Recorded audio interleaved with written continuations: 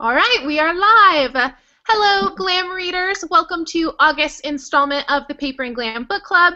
This evening we are discussing Big Little Lies. And to give the feed a chance to catch up with the watch room, we're going to start with our icebreaker, which is your favorite book from the Paper and Glam Book Club this far. And I have to say, my favorite is DVF's book. I have been a DVF fan for a long time, and just being able to hear that story and just the realness of her story and just her unapologetic womanhood and just everything she's accomplished and kind of the stumbles along the way definitely made that my favorite read for the year. So to introduce everyone, we'll kind of go around. We're down a couple book chatters this evening, so I will pass it over to Erica for her favorite book club book that we've read so far this year. Okay, I would have to say that mine is probably Paper Towns. I'm a big John Green fan. As a person who writes in the YA genre or attempts to, he's one of the people that I like. If I could write like him, I could just be like, here's my book and sell it. So yeah, I would have to say that was my favorite. And I didn't read it this year, but I read it, I think, when it came out originally, or maybe within a year of that, and then I listened to it a couple years ago too. So yeah.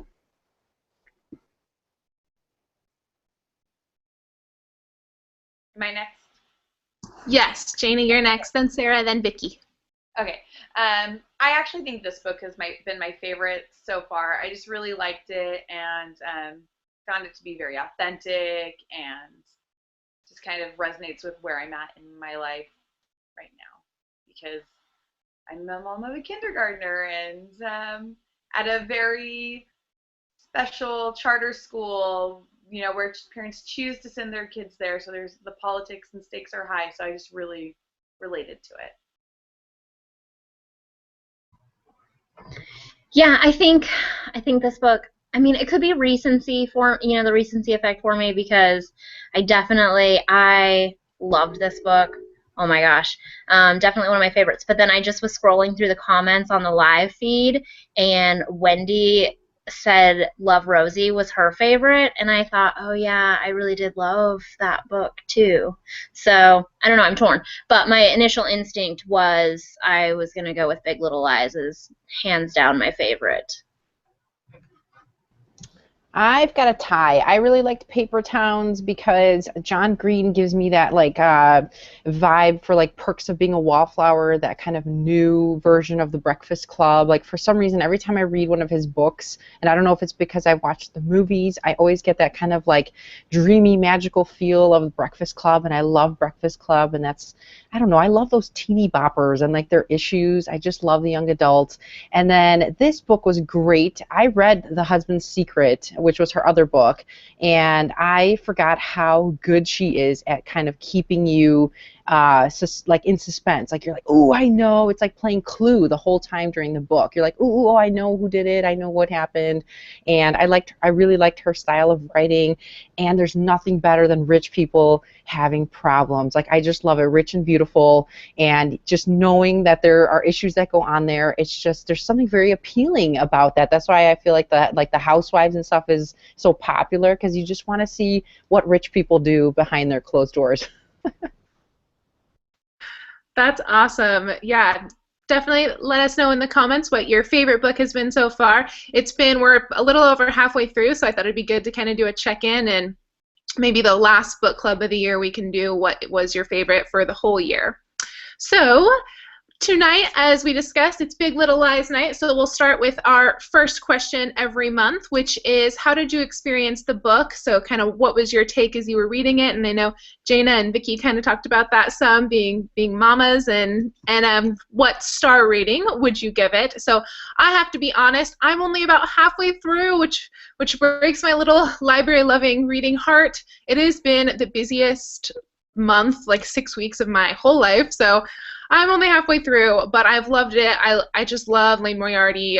This is probably, let's see, my 4th book of hers that I've read, and like Vicky said, she kind of never disappoints. It's always a little twist. It's always a little something. So far, I definitely have to give this book 4 stars, but I haven't finished it, so I can't quite fully rank it. But hopefully, this will be the last mulligan I take this year, because this was such a good book. I was bummed not to finish it. Erica, what did you think? I would give this is the 2nd time I read it. I read it late last year. And I probably then would have given it a 4. And after rereading it, I would bump it up to 4.5, just because you see how she weaves the whole thing in. And you could kind of, like, the foreshadowing was there, even if it's just the first time that you read it. But, I mean, just, like, almost every page there was something you're like, oh, that's pointing to this, that's pointing to this. And so, yeah, I mean, it would be really close to a 5 for me, I think.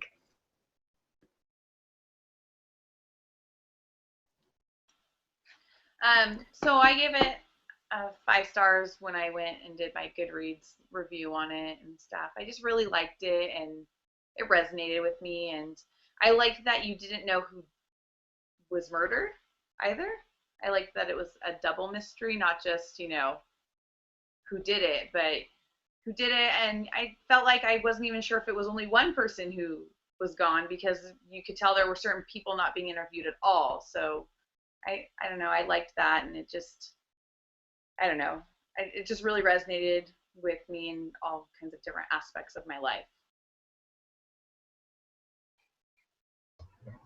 Yeah, so I definitely loved it. I freaked out because I just started, like, really reading it this weekend, and I thought I wasn't going to be able to finish it because it's huge, and so I was panicking, but it was so good, I just couldn't wound up not being able to put it down. So I feel like 5 stars feels like really big, because I'm always so mean when I give my star ratings.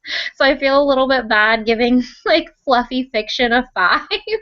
But I loved it. I thought it was really good. And I definitely, I mean, I was speculating the whole time who was dead, and being really upset because one minute I was sure I knew who was dead, and I was like, no, they can't be, like, that can't be who died. And then, so yeah, I mean, it kept me kind of on the edge of my seat. And I loved the way she wove the story, and I loved the characters. I loved Madeline. Yeah, just so 5, even though I feel really lame giving it a 5, but I loved it. I thought this was great. I'm going to give it a 4 just because giving a 5, it's got to be stellar, but I did think this was fantastic. I love when authors are able to give you a little bit so you know someone's murdered, but the way she weaved it, I had no idea. Honestly, when it got to the part where we found out who it was, I jumped out of bed. I was reading in bed. I literally jumped out. I was like, oh, no, he didn't. No, Ziggy's dad. Like, I was so just, wow, blown away. And the fact that she could do that without me guessing. Usually I can figure it out, but I was just like, I got to figure this out. I got to figure it out. I couldn't. Major shocker. So I give her a 4 for this book. All right, well, I just got a note from Tabitha, who is one of our book chatters. We were like, where's Tabitha? And she is still reading. So shout out to Tabitha. I know that you will be watching this when you finish. So she's in the same boat as me. I was like, oh, chicklet. You know, like, I read the last book in like 2 days. I read Paper Towns in like 3 days. I was like, this will be a light one. This will be fine. I'll read it. Like, I'll listen to the audio while I'm unpacking my boxes.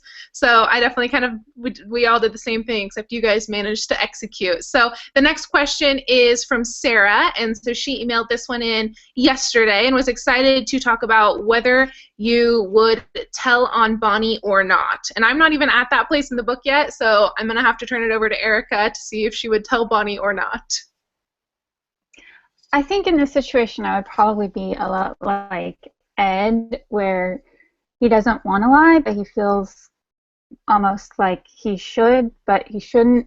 I don't know. I think I would feel really conflicted about it. And I'm really not sure what I would end up doing. I think, though, knowing my personality, the policeman would probably look at me and assume that I was not telling the whole truth because I would be so nervous if I tried to go in there and lie. I could be telling the truth and I'd probably still look guilty. So I don't know that I would get away with not telling the truth, but I don't know if I would want to. I don't know. I'm not really sure what I would do in that situation at all. I would really struggle with it if I had to deal with it. Lisa Marie, not to interrupt, but do you want to know what they're talking about telling on Bonnie? Sure. Okay. I just thought of that because I was like, do you even know what we're talking about? So they, Bonnie was God, what's her name? Madeline's ex-husband, right? It's Madeline's ex-husband who remarried this like kind of vegan, hippie-loving chick, super calm. Everybody loves her. And what happens is they're all up at this fancy Elvis and Breakfast at Tiffany's party, and they're all up like on this beautiful terrace, and they're sitting on bar stools. And we find out who Ziggy's dad is, which turns out to be Perry, who used his cousin's name.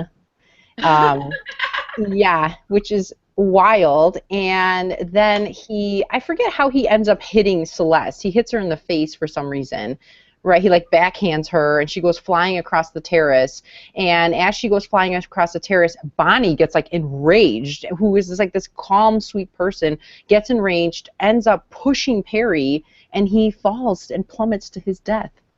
And everybody pretends like they didn't see it. They're like, what? We didn't see him fall. Who did it? Who pushed her? Even though everybody knew it was her that like pushed him off of the terrace. And then it ended up being that Bonnie had some major issues with her parents and her daddy being kind of like a wife beater, and all this kind of rage came from her past. And that's why it was kind of like, well, she kind of got rid of the bad guy, and she's kind of a good person, and no one really wanted to tell on her. And the police kept trying to be like, well, nobody saw what happened. How can nobody see what happened, how he fell off the terrace? Okay, yeah, I'm not there yet. I think I'm on chapter 39, so yeah, I haven't quite gotten there yet. Great question, Sarah. Thanks for the catch-up, Bonnie, or anyone else who hasn't read it, because you don't have to have read the book to join book club by any means. You can join in and see if you found your next good read.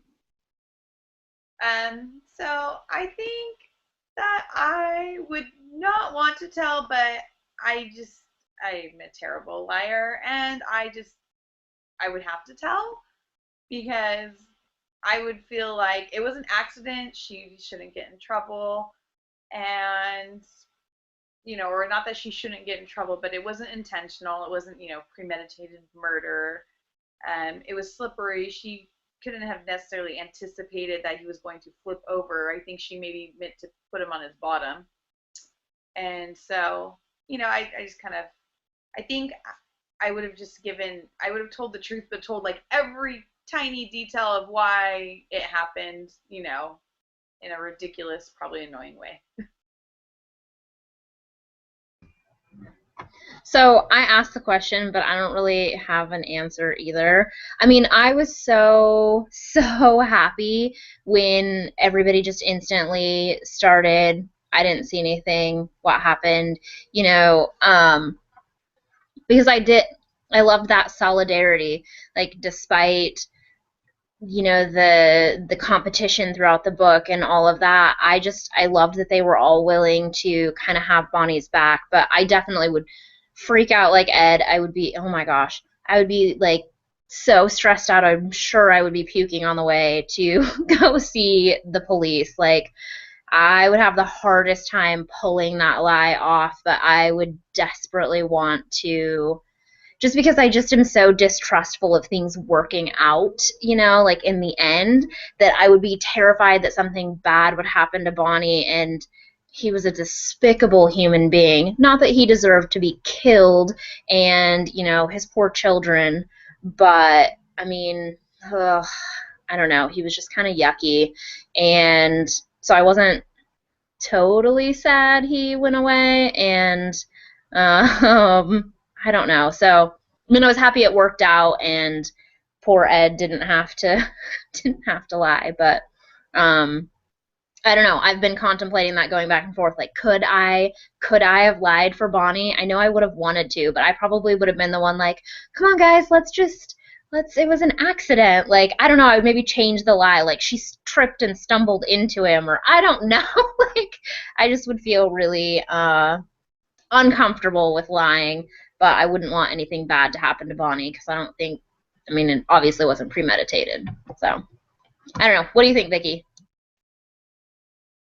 This was tough for me. I saw your email, and all I could think about was, it's like that same question that they always ask you, that moral question of, if you were really poor and you knew there was drugs out there that could help your like sick mother, would you steal them to give them to her? It's like that same thing, you know. It's like she pushed this guy who slapped his wife openly, who was a total abusive person, this disgusting person, but still a dad to kids. You know, I personally would probably tell the truth, only because I feel like when you lie and stuff and it goes into the courtroom, you'd somehow trip up. Like, somehow it would come out like, you know, why were you hiding this? What were you lying about? And then you become like an accomplice in like a murder or something. You know, I would definitely stress, you know, it was an accident. It totally was. It was slippery out there. The bar stools were too high for the terrorists and all of that kind of stuff. But I'd probably tell the truth, just because I think it gets real like ugly in the courtroom if it did get into the courtroom. All right, great question, Sarah. So the next question comes from Mandy Pritchard, who is actually live on the chat. So hi, Mandy. Thank you for also chiming in with a question. And her question comes from page 220, and she said, the power of secrets is a theme throughout the novel. Jane remembers she hadn't told, this is a quote, she hadn't told anyone. She'd swallowed it whole and pretended it meant nothing, and therefore it had come to mean everything. Page, and this is her page number again, 220. Do you think this is a universal truth, that the more you keep something secret, the more power it takes on? So what Mandy is asking about is Jane, her Ziggy came out of her one night with this guy who basically abused her and choked her and told her she was fat and ugly and had bad breath and was dumb and just everything you wouldn't want to hear, while he basically assaulted her. And I mean, it wasn't necessarily rape per se, but definitely borderline. So the question, that's kind of where the scene the question comes out of, and this is a really powerful scene between Jane and Madeline, just talking about a lot of women's issues that kind of make this book a little deeper than your average chick lit. So what do you guys think? Do you think that when you have a secret and you hide it, it becomes, you know, it just becomes this more and more powerful thing in your life? Or do you think you can successfully pretend something like that means nothing to you and move on? Or do you think it varies by degree, which is where I would come in on that question? So what do you think, Erica?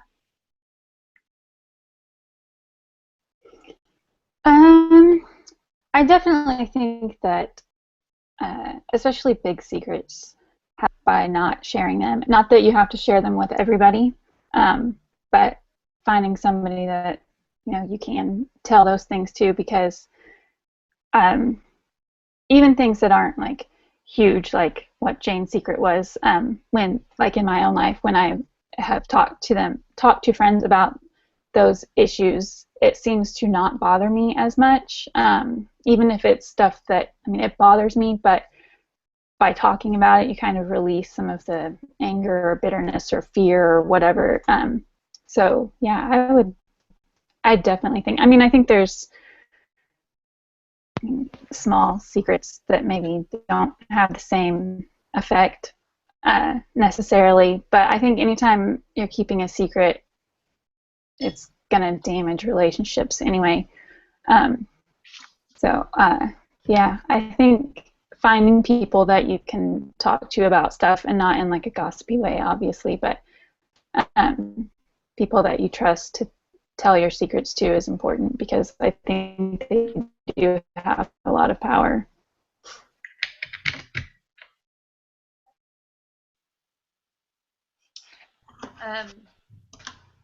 So I also agree. I think that secrets are, essentially they're dangerous and they're harmful to you and they're harmful, to the person, other people maybe involved.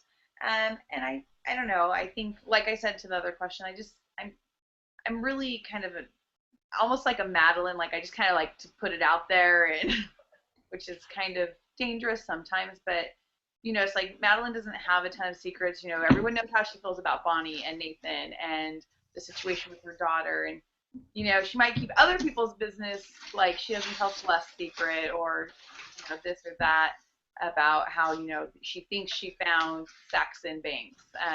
She doesn't tell Jane, oh, I didn't, that I did look it up. I think like those little secrets, that's safe. But I think that when you hide big things or damaging things, that you just cause more of a damage, and you kind of, it's kind of just the same as lying. You just keep covering it up and saying it's okay and pushing it down, and it just becomes, this huge thing that you can't really fight against anymore. And then you feel better when you release it. Just like Celeste, when she goes to the counselor, and she starts prepping her life, she does start feeling a little more empowered because she's told somebody her secret. And then when, Bonnie comes to visit her afterwards, the last thing she says to her is that she can stop lying.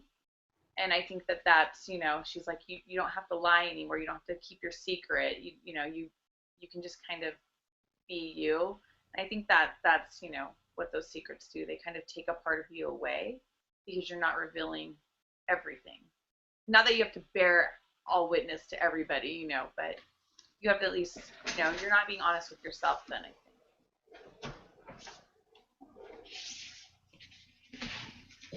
think. Sorry. I was going to agree, and hey, Tabitha, but I'll let you. Hang on. Yeah, I think we give secrets way too much power. Personal secrets, like obviously sharing the load of someone else's, confession or whatever. I don't think keeping that to yourself gives something unnatural power. I mean, I guess, although I think about, even Ziggy holding on to Amabella's secret, like you saw, I mean, because that's something like people needed to know. I mean, Amabella needed to be, protected, and adults know, and that the bullying end. So I don't know. I mean, yeah, when it's things like that, I just think you kind of have to, even if it is just telling somebody and sharing the burden of that experience or that secret or whatever the case may be, I think it pulls some of the power out of it, because because isolation in itself is not healthy for us. We're social creatures, right? We thrive on group experience and, living in community, right? So sitting by yourself alone with this horrible, awful, powerful secret, I just think it's really damaging.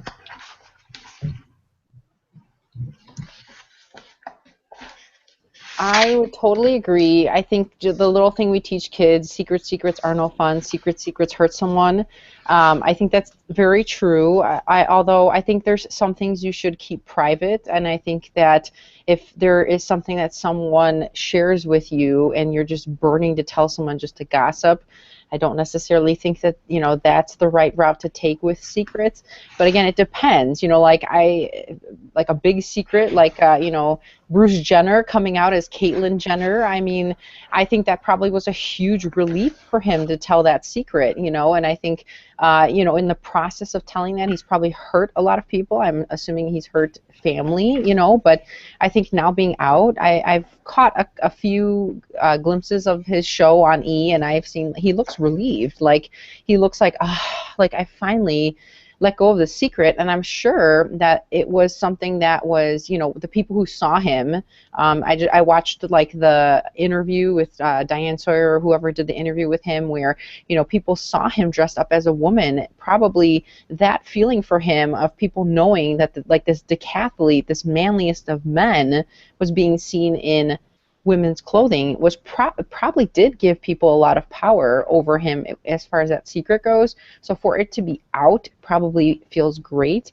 But again, I think it depends on the degree of the secret. Like, are you going to hurt someone with this?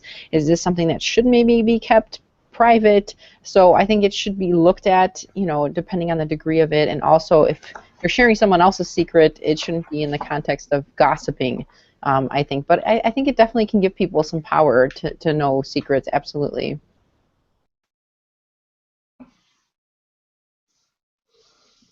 Hey, Tabitha. Hi guys, I'm so sorry. I thought I was gonna be able to finish the book in time, and I was scrambling to try and get it done. I'm like, oh, it's so good, but I was like, I can't miss talking about at least as far as I've gotten. So that's all right. I didn't finish either, so hey, It happens. Life happens. I thought I was sharing earlier that I thought it was going to be a little bit more light than it was. So, yeah, did you kind of want to chime in on what we're just talking about as far as secret keeping? And I have no idea. I haven't looked at any of the prep questions or anything. But because I've been enjoying the book so far, I did just want to at least share that much. Like, I got to as far as chapter 84 a year after the trivia night. I don't know what happens after that, but there's so much in there. So I just wanted to be able to chime in with whatever conversation you guys are having about it. Did you say chapter 84 or page 84? Chapter. Yeah, so you're like way further than I am. Oh, okay. I didn't even know Ziggy died. Huh? I didn't get Ziggy died. Oh, I thought the other guy died. See, that's what rush reading does for you. You're on the last chapter. Huh? You're on the last chapter. Yeah. Is that when it happens? No, I think she meant that Perry died. Okay, yeah. I was like, okay, I picked up on Perry dying. Okay, I was like, when does Ziggy die? Okay. Oh, I thought you guys said Ziggy died. See, I don't even know who died. I thought Perry died. Okay. I was like, oh my gosh. I was like, I really missed it then. What I miss? Okay, I'm just going to be quiet. Continue moderating the chat without giving plot lines. No, I'm sorry. I did, like I said, I wanted to contribute as far as because this woman really knows how to talk about mothers. Like, she really has it down about mothers and school and the kids and the drama.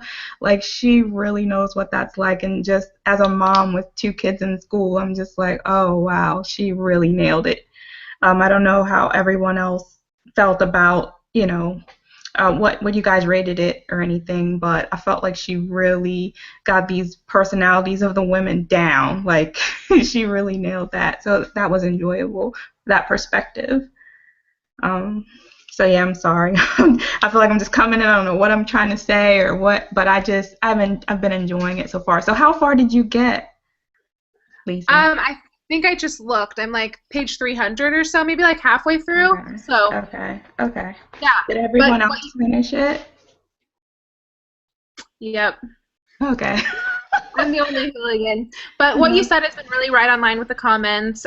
One thing I love about Moriarty is that she sets the most diverse scenes. Like, every book I've read of hers has totally different characters. There's no, like, you know how John Green, for example, he kind of stays in his box, right? He stays right in that wheelhouse, and his characters are really similar. Moriarty's completely different, where her characters are, like, the scenes are totally different. She has these crazy well-developed characters, and there's, like, a whole slew of them, and you kind of feel for all of them. So that's kind of what we were saying. I think everyone has said it's been either a 4 or a 5, and a lot of folks in the comments said that it's been their favorite book so far. So yeah, I was saying it's good to have an ace in the deck. I knew that Moriarty would be someone who delivers, and it would be like a crowd pleaser. So yeah, it's been good so far, Tabitha, and we will move to the next question. And this one is a question I thought was really interesting. Just as a woman and as someone who really believes in the community of women, that's my calling in life, and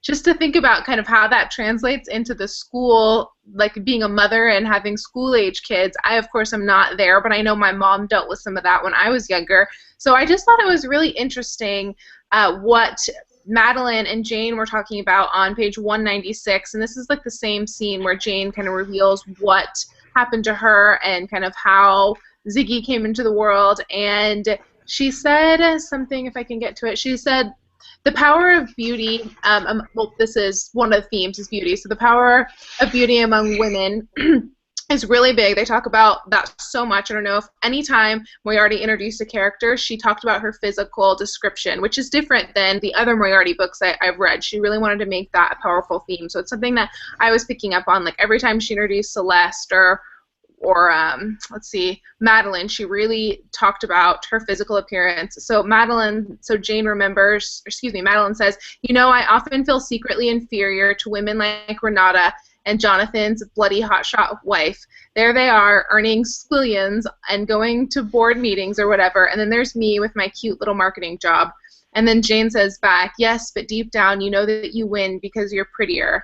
And I just thought that was so interesting. Like, do we really believe that beauty trumps, you know, everything else in a person as far as like female society goes, whether that's success or fitness or kindness or philanthropy or, you know, whatever else, talent, you know, whatever else we could have going on. I just thought that was so interesting and something that I've talked about with my friends a lot because, you know, a lot of my friends are married and they, you know, they're like, oh, you have this career and I, you know, have a kind of a different job set up, and I'm like, yeah, but you have a beautiful marriage, and you know, it's like we all have different things to bring to the table, but I thought that was really interesting that we all have like physical appearance in common, and therefore that's like the trump card. I don't know. I just thought that was a really interesting thing to say, and that's kind of why Madeline kind of has her group, and she kind of rules one group, and who rules the other group? Is it Renata? I can't remember.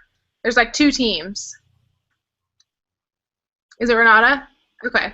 Yeah, so there's these two teams, and Moriarty says this in the beginning. There's like the career moms, and there's the stay-at-home moms, and Madeline rules one, and Renata rules the other, and I don't know. I just thought that was really interesting, and you think you go out of that, right? Like, I remember feeling that completely in, like, middle school, but then Moriarty brought it full circle, and it's like, oh my gosh, she says, you know, when your kid goes to school, you go back to school, and then you have to start dealing with all the same stuff again, and I just thought that was really interesting. I just can't imagine. Did we lose Erica? Oh, there she is. Sorry, I don't know the order. I didn't want to jump in on top of somebody. No, that's okay. We lost Erica for a second. Why don't you go ahead, Tabitha? I just because of what you just said, one of my favorite quotes was right before what you just mentioned, and it's page 195 where it says, I mean, a fat, ugly man can still be funny and lovable and successful, continued Jane, but it's the most shameful thing for a woman to be. And I wrote that down because that's the truth. I was telling my husband, you know, we have so many different conversations, but I said, right now our society is, okay, just everything is accepted just as long as you're not fat and ugly. If you're fat and ugly, that's it. They will accept every other personality traits. You can be mean, you can be a pedophile, and nobody cares. But if you're fat and ugly, then that's the end for you. And that's really sad for where our society is right now. But I was just saying that, especially with groups of women, we automatically, as soon as we see someone, we're judging them by whatever they're wearing, whatever they look like. You know, if they look a particular way, or they already make these snap judgments. Oh, this person, what is she not? She's rolled out of bed. She didn't do her hair. She's unhealthy. She doesn't take care of herself. The list goes on. And at the same time that we really should think about, okay, don't we have the power to change that if we weren't so critical about appearance? I don't know. I don't know if we can get beyond that in America. I don't know. I hope that we can, but I mean, let's be realistic, especially with two young girls. I have two young girls, and you know what school is going to be like for them. You know what the world is going to be like for them.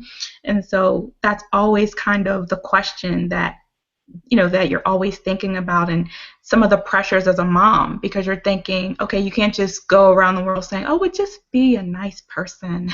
That's going to be enough, because that's not reality. So you're just trying to figure out, how do you balance it all? How do you balance, having your kids to grow up and understand feeling good about themselves, but also understanding that the world is cruel. And so, like, this whole aspect of the bullying, and I just feel like she has so many different themes that, that women can relate to. Like, is it either going back to school or bullying? It's just, I really appreciated the book for a lot of different things that she brought up. But so I gave it a 4 just because I didn't get to get in there. But I really have enjoyed it so far. And I'm looking forward to reading some other things by this author. Yeah, thanks for chiming in, Tabitha. I know you have 2 young girls that are getting ready to start school. Did they start this year or next year? They're in preschool, but they're both gonna go this time. It was just my oldest last year, but this year is they both get to go. And all of the things that the lady talked about in schools, oh, it is there, and it is serious, and it's real. She did not make any of those things up. Calling the ladies the blonde bobs and all that. Yes, I would call the ladies at our school. It's like they wear yoga clothes, like the exercise clothes. So like they will be a whole group. Like I think they either work out before they drop their kids off, but they all have on their workout gear and they all hang together and it's a group. And so you're just like, okay, you're not in our exercise world and we're not going to talk to you. So it's just weird. It's definitely there. And even like when you say you go back, you end up going back to school. So if you hated school, like I hated school, like I loved college. College was awesome, but all those other years were horrible. So if you have to go back because now your kids are there and you're just like, oh, really? I have to deal with this. But it's definitely makes you constantly think about so many different things as a mother. And I was just thinking like, man, all of the characters would say, oh, I'm a horrible mom. Everyone at some point felt like, oh, I'm a horrible mom. And like you constantly have that stuff that comes in and out of your head. Oh, I let my kids have ice cream. Oh my, I'm a horrible mom. Like it's just always there no matter what it is, what your kids look like, what your kids dress, and it's a mess. It's so, the stress, it's like the corporate world. Welcome to the mommy world. It's like the corporate world. Except they're meaner, I think. Dana, what did you think? I think we lost Erica. Yeah, I know. She came up and then dropped, I think, again. I think that we want to say that this idea that looks is not important, but it just is in our society, and it's sad and it's scary. But who doesn't like pretty stuff? A pretty sunset, a pretty flower, a pretty woman, a handsome man. I do think that that's part of the problems is, there is an aesthetic to it that is pleasing to the eye, but it really shouldn't define us. I think, I talk to my students about this all the time. Do you want a beautiful spouse or partner but you can't hold a conversation with them? That's really scary to me, because to me that's like the most important thing, like intellectual stimulation. I want someone I can talk to, that we can exchange ideas. But I really don't think that our society, especially in America, or I would say first world society, right? Because this takes place in Australia, and it could have been anywhere. Like right off in the first 2 pages, I thought for sure it was like the California coast, and then I was like, wait, this is definitely like Australia. Once the diction started hitting. But I just really feel like that's, there's this hierarchy that is based on beauty, and you don't have to be, they describe Celeste as like drop dead gorgeous. She doesn't need makeup. She's that like uncomfortable kind of beautiful to be around. And then they talk about Madeline, where she's not necessarily that kind of beautiful, but she makes herself beautiful by adorning herself and achieving the beauty, through accessorizing and taking care of herself, and you can tell she cares. And I do think that that's part of why we also value beauty, is because it demonstrates that we do care about ourselves as well. And you want someone who cares about themselves, but I think there should be, scales, and we should have a balance. And beauty, I don't know, it just, it has its place in the world, but it should not be our top priority, but I think like Tabitha said, if you are fat and ugly in American or just Western society, in, you know, first world Western society, then you're kind of down and out. I remember I had a college professor say to us once, you can be a man and be like Columbo, right? And he's this disheveled, you know, detective, and it's kind of like endearing and whimsical. But if you did that to, but if it's a woman, that's, it's like, what's her problem? She can't show up like that. And it's sort of the same thing, you know, on a college campus. All the female professors are dressed up. You know, they all have heels, and even if they're wearing jeans, they're like dress jeans, you know, indigo blue, like very clean. And guys can walk in like mismatched shirts, and it flies, and it's okay, and it's because, you know, you're a professor, and even a man should care about himself then, you know, because you're making an impression to a student. But there is this kind of double standard, I think, when it comes to women. Absolutely. Sarah, I saw you unmute. What do you think?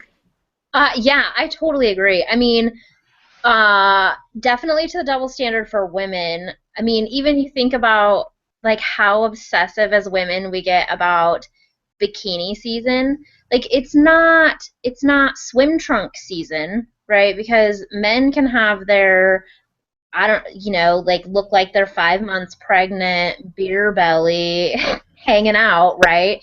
And we're obsessed with killing ourselves at the gym starting in December because gotta get in that bikini and gotta look good in that bikini. And then you're there, you know, and there's hairy, pregnant-looking men in their Speedos hanging out at the same pool as you are, and you're like, oh, awesome, I killed myself and got a spray tan to be here in a bathing suit. You know, I mean, so it's just funny. And I don't know, yeah, I thought about that beauty thing because I think intellectually we all know that obviously beauty doesn't trump all of these other, like, you know, having strong character, great work ethic, being smart, being kind, you know, all of those things. Obviously beauty doesn't trump that, but then at the, like, intellectually it doesn't. But then I don't know, instinctively or in reality it does, because yes, like Tabitha was saying, I mean, you're screwed these days if you are fat and ugly. I mean, it's just, that's, I don't, yeah, kind of the way the world works, I guess, or at least our world, my experience of the world. All right, I'm going to turn it around, and I'm going to bring a different spin to this conversation because I think I like getting dressed up. I love it. I don't like leaving the house without makeup on, and everyone's like, oh my God, but I like it. I feel good. I enjoy it for myself, not for anybody else. I love it, and I love to work out because I feel good about myself. But I'm going to say I get judged for it all the time. When I interact with other mommies in groups and I'm decked out, you know, I've got my makeup on and everything else, they're like, well, she's a bitch. I swear to God, everybody looks and is like, she's a bitch, she's unapproachable, she's got her makeup on, who's got time? Totally. So I'm going to say that I think just as much as people who wouldn't wear the makeup and perhaps look frumpier get judged, just as much as people who get dressed up get judged. And the whole like mommy groups thing drives me bananas, and I steer clear of it because everyone is so judgmental and so competitive. There's totally the Lululemon moms. Absolutely. Everyone's got the same haircut. They've got their Lululemon gear on. Everyone's got the Longchamp handbag or a Louis Vuitton bag. That's like their thing. You know, and then the other mommies have their thing. And it seems like all they can ever talk about is their kids. Whose kid got potty trained by 18 months? Whose kid didn't get potty trained by that time? Oh boy, there's something wrong with little Tommy because he's 3 and he still craps his pants. There's always some sort of judgment amongst these people, and I honestly steer totally clear of it.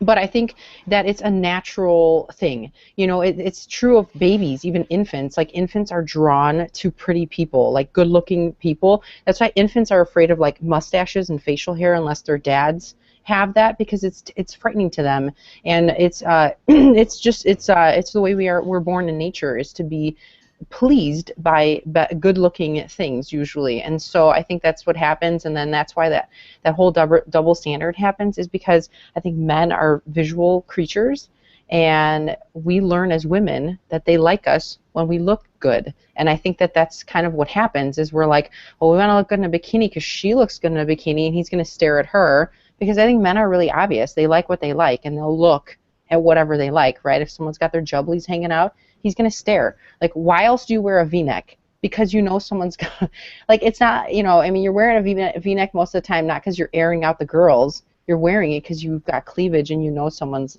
looking. So I think that, like, we know who's attracted to what and how it works, and they probably know, like, men are, or women aren't as visual as men are, and that's probably why they get away with it more, and that's where we don't, because we know that men visually are stimulated by that, and I think that's where that happens, that natural kind of divide. I'm going to jump in because I want to say I do totally agree with you about the women judging women. Like, I am, especially on the weeks when I work, I do wear a dress almost every day and dress up, and a lot of the moms are like, how do you have time for that? How do you? And I'm like, it's a dress that goes on, like, you're done. I don't have to think about matching. But you do kind of get judged, and people are like, you're crazy, what are you doing? So I do agree that then when you get when you dress up, people think that you're a little uppity, and if you're, and like you said, I like to just look pretty. Like, I like pretty things, so I want to wear pretty things. Was that it, or did you cut out, Jana?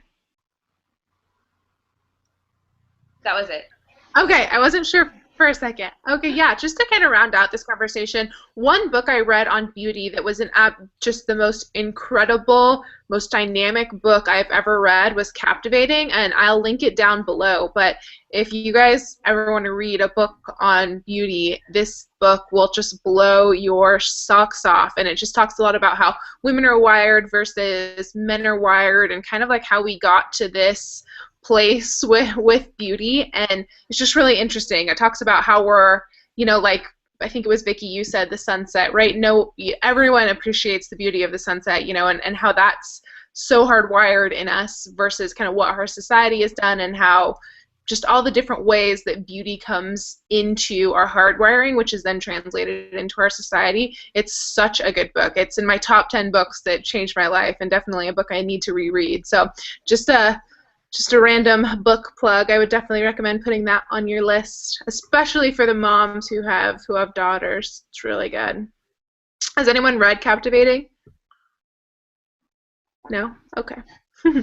We will move on. All right, the last question comes from Elizabeth, and she wanted to get the group's perspective on this quote from Madeline. So Madeline says, maybe it was actually an unspoken instant agreement between the four women on the balcony. No woman should have to pay for the accidental death of that particular man. Maybe it was an involuntary, atavistic response to thousands of years of violence against women. Maybe it was for every rape, every brutal backhanded slap, every parry that had come before this one. And then Madeline thinks, sometimes doing the wrong thing was also right. Do you agree with this statement? This is Elizabeth asking, do you agree with that statement? Do you agree with what the women decided to do? Do you think there's a stronger bond between women than there is between men? Were you so surprised that women who ostensibly didn't like each other, Madeline and Bonnie, Madeline and Renata, came together to help one another out? So thank you, Elizabeth, for that very well thought out, kind of long question. Jana, do you want to try to bite that one off first? Sure. I mean, it's pretty complex question, but yeah, I think that people who go, not necessarily just women, but people who go through a tragic event, like, really quick, they bond quickly, even if they were once adversarial. And so I think this is this, like, really, high emotion, impactful event, and so now they are all one, like, okay, and I think that's what draws them together. And I think that Ed is on the outs just because he's a man. And I think because he doesn't know like so much of this underlying background, other stuff that these other women kind of were privy to, and then like they see this puzzle come together, like Jane and Celeste and Madeline, and even though Renata's not, privy to that part, she's privy to the part of like, oh, I've been blaming this one boy for abusing my daughter, and it wasn't him at all. It was this guy's son, and the reason this guy's son is doing it is because look at him, and I think, as women, they're privy to all these other little secrets that, and I think that's part of what draws them together. And Ed's not necessarily, he doesn't know all that information. He doesn't put together that, Harry is Ziggy's dad, right away. Like it doesn't, and all of that stuff that kind of, and like, oh, the reason Bonnie overreacts is because she has a connection to this, and because she just found out that her daughter was also hurt by Max, and, just all of the scaffolding of that. So I think that's what draws them together. I think that women bond with women and men bond with men, and I don't know if we can necessarily compare which is stronger, because, men who bond together during like war and stuff, their bond is powerful. So I think it has to do with like the trauma of the event or the history and the background behind it, more than whether you're male or female, because I think that that's kind of what plays a bigger role in it. And I think when something like that so powerful happens, it causes you to really just shift, and you get rid of your pettiness. Like Renata realizes, like, wow, I am petty, and I missed that my husband was cheating on me, and I've been accusing the wrong child of this, and like it's just easy to go to slough off everything that doesn't matter, because this really big thing does matter. So, and Sarah? Yeah, I mean, okay, so I think I might have lost a little bit of touch of the original question, but I was just kind of thinking, I think it's that shared experience piece. Like men at war, there's that shared experience, like whether there's trauma or not. But I mean, I guess the trauma is kind of impaired, but I mean, you have like an instant connection with people who have had a shared experience. And I think part of, like all of the women instantly jumping to, and this may be a little bit controversial, but all of the women jumping to Bonnie's aid is just that, I think probably at every point each of us women has felt that moment of, I could be a victim of a man right now. I am in not the power position, and that moment that Ed, smacks his wife, and I know for me, like that resonates with me as a woman instantly, that, that moment that you're in a bad position. And I mean, just kind of, I feel like society kind of tells us that, women are the weaker sex, we are to be protected by men, but also pretty consistently get victimized by men. So I don't know, I just think it was that instant shared experience of, all of the information we get about not being in abusive relationships, those of us who have experienced being in bad relationships, and, all of that and what that entails, or those of us who have supported a friend, getting out of a rough relationship.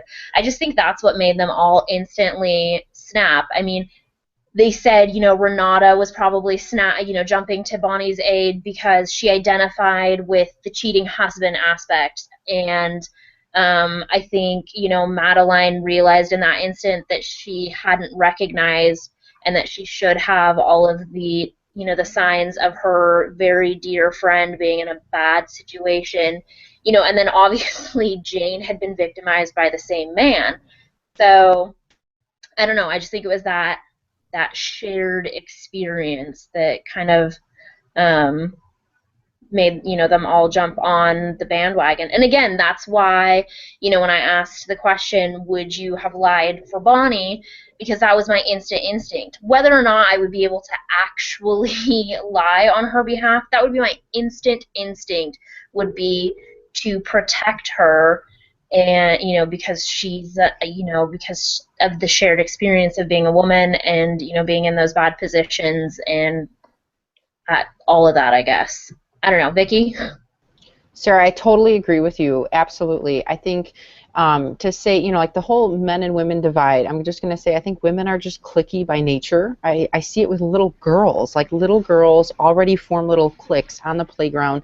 Little boys are just like, whatever. They play. I don't think they have quite that, and it follows them into being adults. I rarely see men create a divide like cliques. Like somehow they all can relate to one another. Women, right away you find one, and then another one finds another one, and cliques already develop. So I think that happens naturally.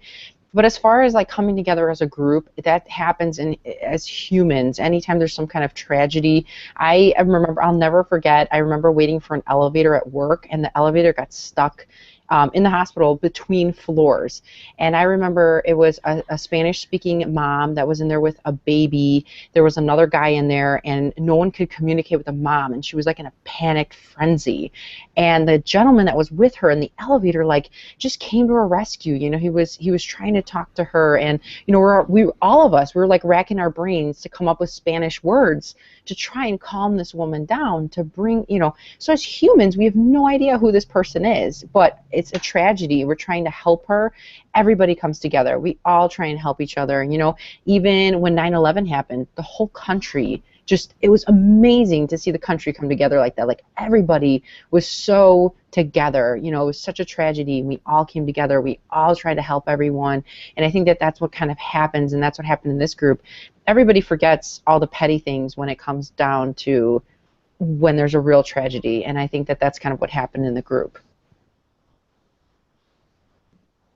Tabitha, I'll throw it to you. Sorry, I have no idea what the question was. But I do, I'm picking up on the theme of maybe talking about when women are able to come together and help one another.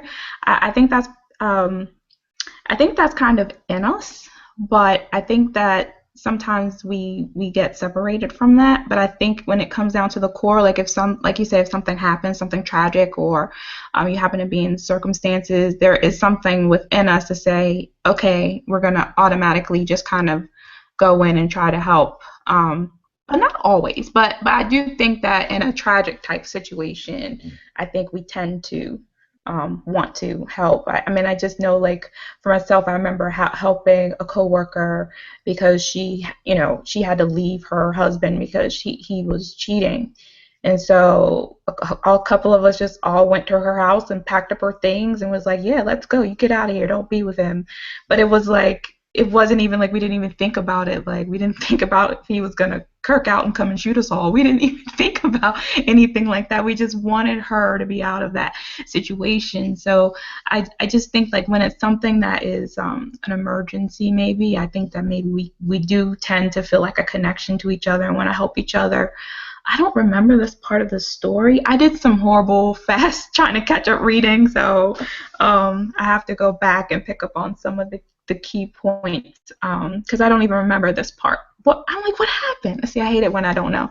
But that's pretty much. I do believe that we do that as women. I think that if it's an emergency, we can come together and be very strong and help one another. But sometimes it takes us to get outside of ourselves and get away from the, which I think the characters did. Like, once they were able to get outside of their own situation and their own perspective and see things from another perspective, then they were able to have some compassion for each other.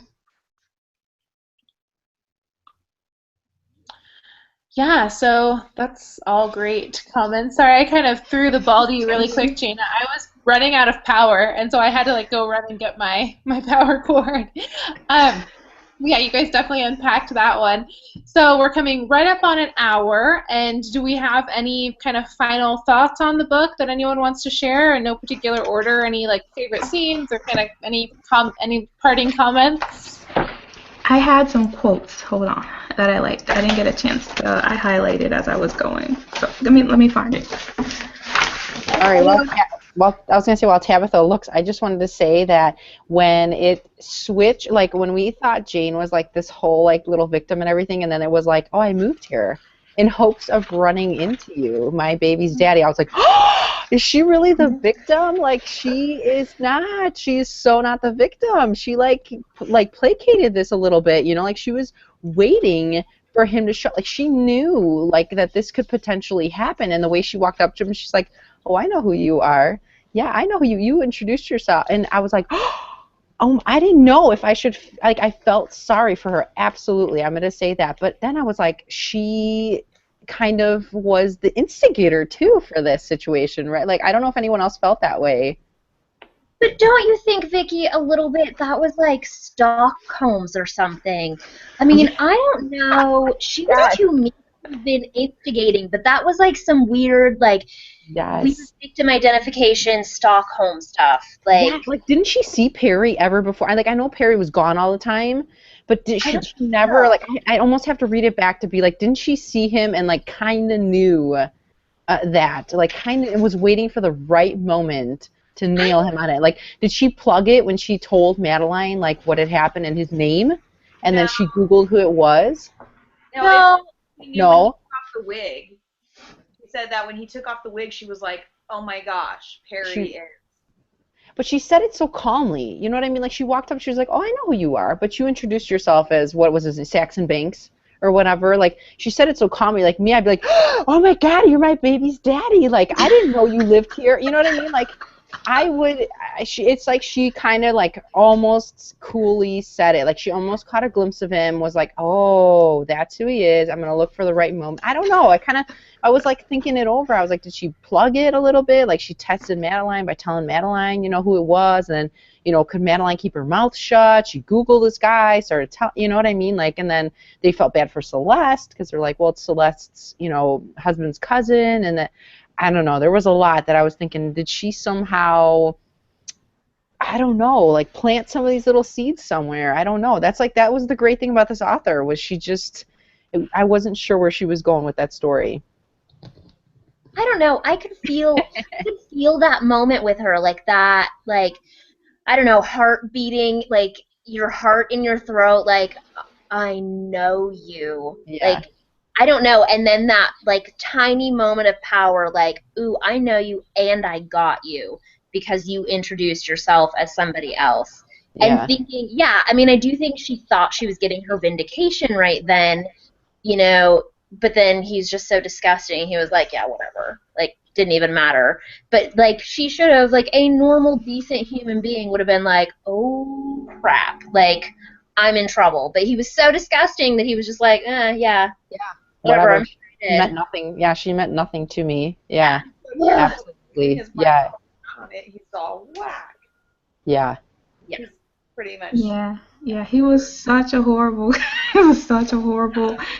horrible guy. And there were some of the scenes with the domestic violence situations, I felt so I just felt so terrified, like, for her, and just was thinking, I don't know, I felt like, you know, the previous book we read had a domestic violence situation, but this one, where they were a married couple, and she was constantly having to think about every single thing she said and every single moment, and, like, I felt that, you know, that heaviness, like that tension, how, like, just how horrible you would have to, like, live your whole life with this constant, like, tiptoeing, and is it going to happen now? Well, let me aggravate him now and get it over with because I don't know when it's going to happen. But I think, like, the perspective that she brought from Celeste, that really opened up my eyes, because I could see, like, the way her wheels were turning, because this is an intelligent woman who was in love and had all of these great things in her life, but then she had this horrible relationship, and in the mind, like, you can see her trying to rationalize it and go, you know, what am I gonna do? And just, like, I don't know, I just felt like I was there with her. We're trying to make this decision, like, yeah, what are you going to do? Because everything else seems to be perfect. But the one quote was on page 241, where she talked about she talked about the relationship, but then she said she talked about the violence and said violence was a private part of their relationship like sex. And I had never thought about a domestic violence situation being that way. I guess because she was talking about how, usually you don't always, talk about the intimate parts of your relationship, but then with the domestic violence, it was like she didn't talk about that. And so, like, just the connection between those two things was kind of, I don't know, I just never thought about it. It was kind of eerie at the same time. Like, yeah, like, to have that same connection with the person that you're intimate with is the same person that, is terrifying you and beating you and possibly could kill you. Like, those were two serious, like, comparisons. And I had another quote from, it was just funny, but it says, no one can aggravate you like your child can aggravate you. And I can just relate to that because I just think that's hilarious as a mom, because there is something about that when your kids can do that. And I thought it was funny about the petition where they're saying we're doing a petition to ban parents from sending in cupcakes. And that is so true. I'm just like, really, we can't have cupcakes, people. But there is definitely a group of moms who are anti-cupcake. So those were the quotes that I really liked. Yeah, those were good ones. Thank you for. We didn't talk too much about the domestic violence piece, so thanks for kind of bringing that full circle, Tabitha. Mm-hmm. So, any last thoughts before we kind of close it out? The only other thing, well, I don't know if you guys have boys. I know Tabitha has girls, but I have boys. And so as a boy mom, just definitely that, like, how she knows Ziggy didn't do it, but there's this piece of her that's like, and that's just thinks maybe. And I think, she says it's because of how he was conceived, but I think when you have boys and a girl's mom accuses you of something, no matter what, because I think in our society, little boys are treated like they're actually, it's very hard to be a boy mom, I think, right now, because anything that is slightly aggressive or like overly energetic, it's like, what's wrong with your kid? Like, why won't he sit still? Why is he so energetic? And girls are just such rule followers, I think, by nature. Not obviously not all girls and not all boys are this way, but I think there are tendencies toward just boys are rough, and sometimes they don't mean to hurt girls. And then there's obviously totally what's going on. What Max is doing is different because he's following his dad's footsteps.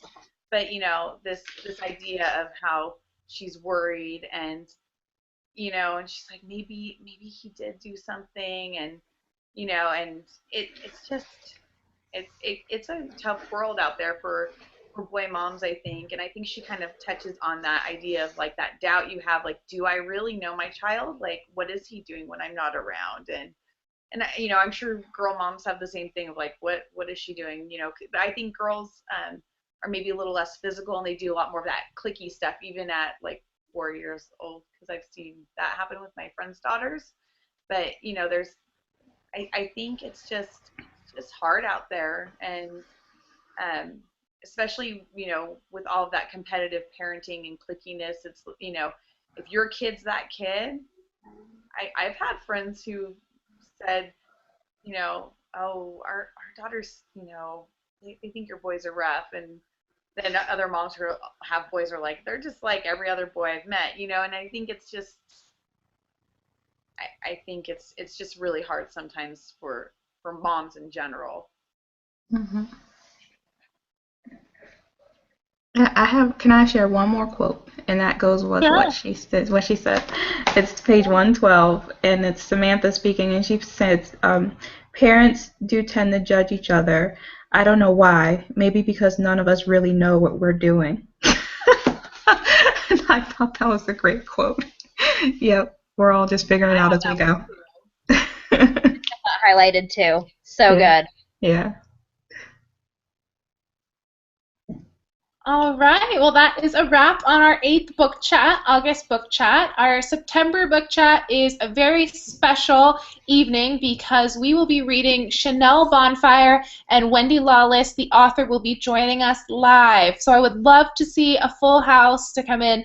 Thank Wendy for her time with our group. So please, please, please mark Thursday, September 24th, the last Thursday in September, on your calendar so we can show Wendy our support for her book and just the time that she is going to spend with our group chatting about her memoir. This is, the story of her mother, so of course a very personal story. And yeah, I'm looking really forward to this. I've heard great things from those who have read it so far, and yeah, this is kind of our turning point in our group, having the author join us live. So I'm really excited about that. I hope you guys are as well. Wendy is so sweet and just such a giving individual and just really believes in connecting with the people that read her books and communities of readers, which I know most of us are also very passionate about. So definitely don't miss next month's book chat. And I think that other than that, that's a wrap. The book to movie read is the Steve Jobs biopic, which is all linked below.